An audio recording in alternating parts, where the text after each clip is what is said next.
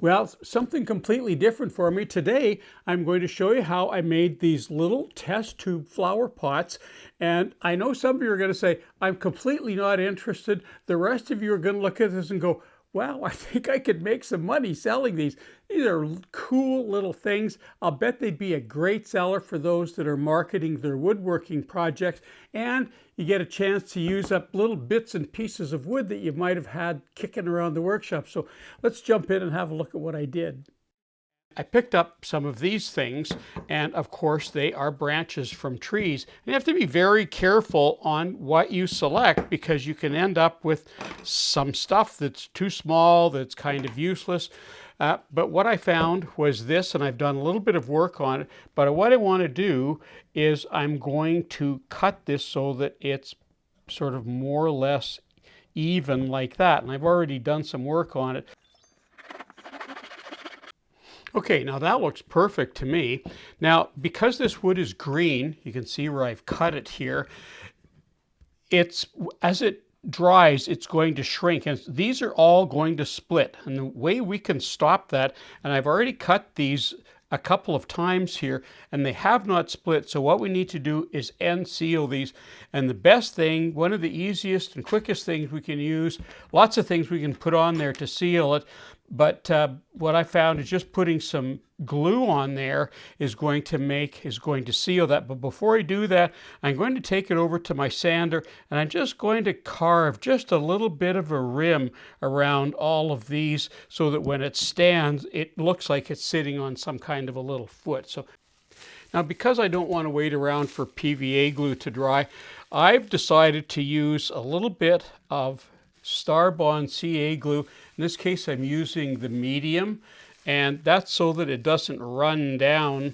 It does soak in, and I've got these ugly gloves. These are the gloves that CA glue doesn't stick to, and I'm rubbing that around there, even on, you can see the little area that I made there where there's a bit of a bevel on there. And because I'm using CA glue, I can seal it instantly.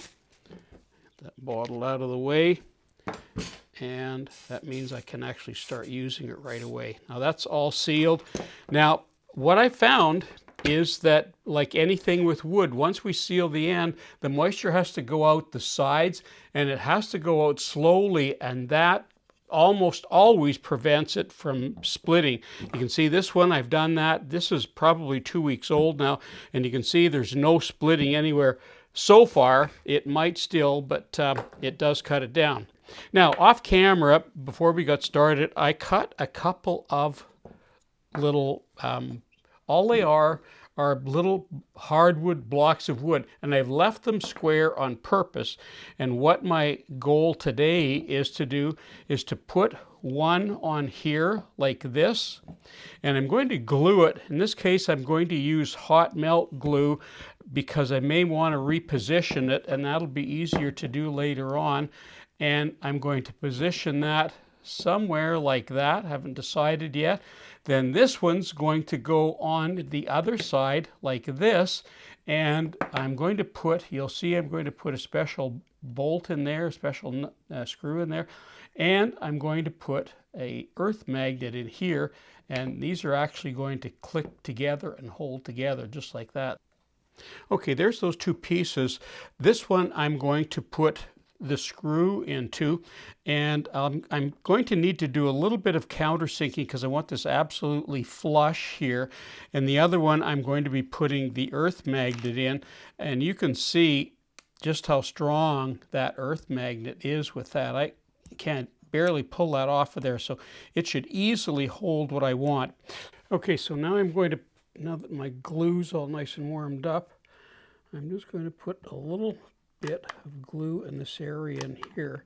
And the reason I like to use hot melt glue in this case is because it's somewhat easier if I need to change that.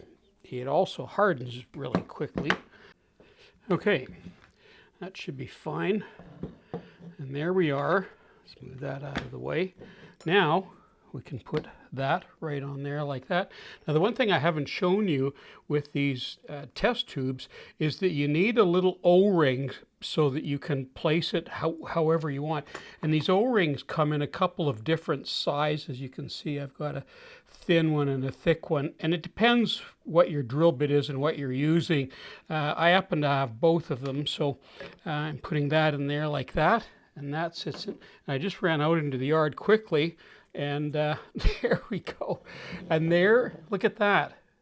I'm completely enamored with that. But watch this. So here's the back wall of my workshop here, and this is just a magnet I've used to find a screw that we use to install the sheetrock with. But check this out. Is that cool? You can put this anywhere in your house if you've got sheetrock or nails or screws in the wall somewhere, and if your magnet is, hard, strong enough, you can actually put these. It looks like they're stuck there by magic. When you want it down, you just take it down, put it back up, and there it is. It's so cool. Now, just a quick alternative. You don't have to do what I did with the magnets. You could do this. Drill holes on, see, I've got three sides drilled with holes. So there they are right there. And if you look in the end, you can see that I've got a screw in there. So what happens now, and you'll have to play around with it, but this goes, so this would go through the branch like this, and the test tube, the clear tube, could go through there so that you could still move it around back and forth without having to go through all the fuss of putting magnets and whatnot in there. So just another alternative for you to look at. Okay, and speaking of alternatives, I thought, what else could I use than making little wooden blocks? And I went through my drawer to see what kind, and I thought, look, I looked at this and went, wow, look at this, a little hook. Why couldn't I just drill a hook into there? And I really like metal and wood together. They make a nice contrasting combination. Now this one is a little bit too small, and these are easy to make bigger. But then I went to the hardware store and I found a couple that were pretty almost perfect, but they were still a little bit small. And I'll show you very quickly how you can make these bigger without too much fuss.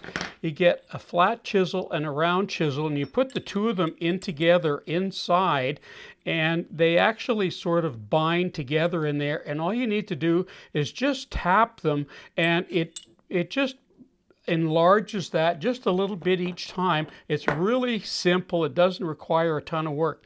Now, these are bolts, so what I need to do here, and that's what I'm going to do next, is I'm going to find a couple of nice locations here that I can put probably one in here and maybe another one down here. So off camera, I'm just going to have a look at this and drill these and put a couple of bolts in here. The other thing I need to do is these bolts are they're way too long. I don't want them to go all the way through. So I'm going to have to decide where I'm going to put these and just measure them long enough to go through, and then we'll just screw them into the wood. I might even use some CA glue and some accelerator to lock those in there. I'll see how that is, but we'll try that.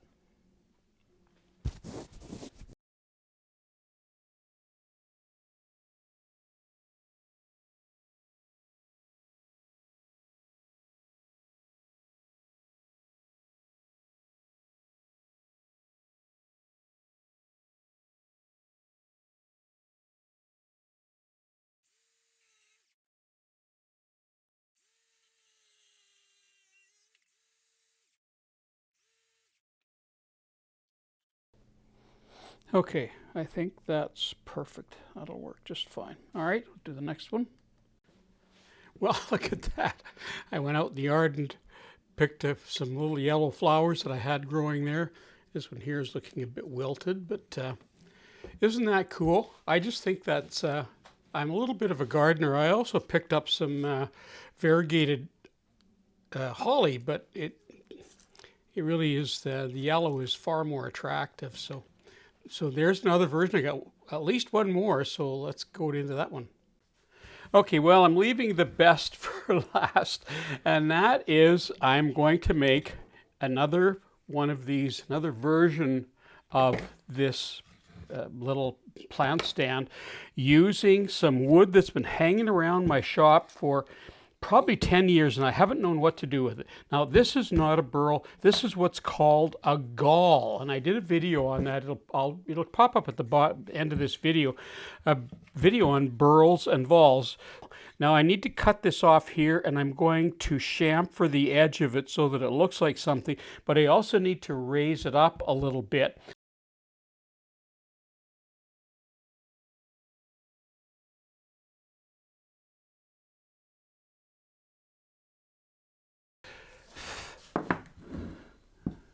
Yeah, that looks better. That's what I'm looking for.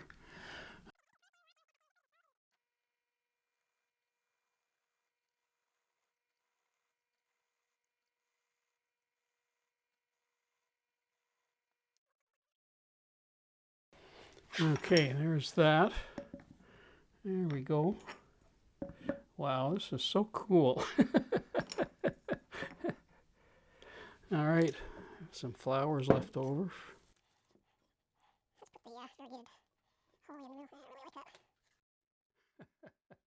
That is so cool. Look at that piece of wood. Oh my God, that's just gorgeous. That wood is just gorgeous.